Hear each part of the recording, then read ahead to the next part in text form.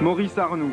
Son nom ne vous dit sans doute pas grand-chose, mais dans les années 30, il est de ces pilotes français qui font la une des journaux et dont le public salue à chaque exploit l'audace et le courage de vouloir voler plus vite et à tout prix. Après un premier record d'altitude, les performances de l'avion de Maurice Arnoux, le Caudron Renault Rafale, lui permettent de battre les records de vitesse sur 100 km et de remporter en 1934 la Coupe Dutch de la Meurthe, une des plus célèbres compétitions de l'époque. Sur un parcours de 2000 km, il réalise une moyenne de 389 km/h, malgré une panne qui a bien failli lui coûter la vie. L'année suivante, Raymond Delmotte détrône Maurice Arnoux et s'impose à la Coupe Dutch avec une moyenne de 444 km/h.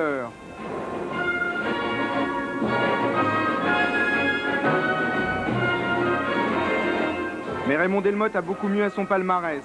Le 25 décembre 1934, il a ravi aux Américains le record du monde de vitesse en approchant les 406 km/h à Istres.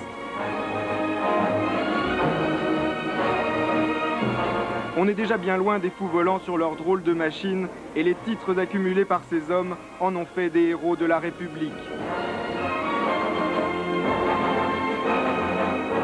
Pilote d'essai chez l'avionneur Morane Saulnier, Michel Détroyat préfère sans conteste l'acrobatie à la vitesse. Mais il s'est illustré sur des raids de Paris à Alger, Bucarest ou Tunis, et puis sur le Bendix Trophy, la traversée du continent américain par les airs. Dans cette course dans l'atmosphère, les femmes ne sont pas de reste. En 1934, Hélène Boucher, l'élève de Delmotte, va battre à 26 ans plusieurs records féminins et le record international toutes catégories sur 1000 km. De sa courte carrière, qui s'achève accidentellement quelques mois après, il existe très peu de documents si l'on accepte ces magnifiques aquarelles de Paul Langelet. Il faudra attendre les années 50, les avions à réaction et une autre femme, Jacqueline Auriol, pour que les performances aéronautiques sortent à nouveau du drapeau bleu-blanc-rouge. Le 12 mai 1951, elle atteint la vitesse de 818 km/h sur Vampire. Dès lors, son but sera de voler à plus de 1000 à l'heure.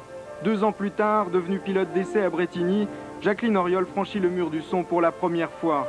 Le 14 juin 1963, elle atteint les 2030 km à l'heure sur Mirage 3 RD. Mais Jacqueline Auriol était devenue 20 ans auparavant la femme la plus vite du monde, à 1151 km à l'heure sur Mystère 4.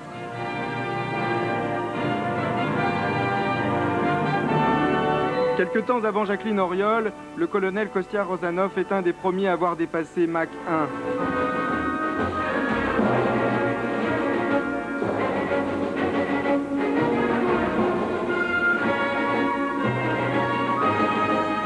Parmi les Français qui ont marqué l'histoire de l'aviation de ces 20 dernières années, Jean-Marie Saget.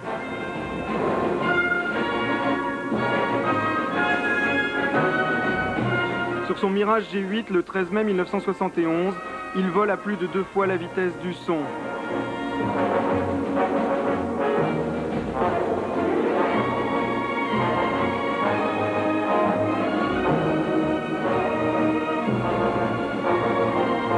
À partir de 1969, une ère nouvelle est annoncée avec les essais du premier avion commercial supersonique, le Concorde.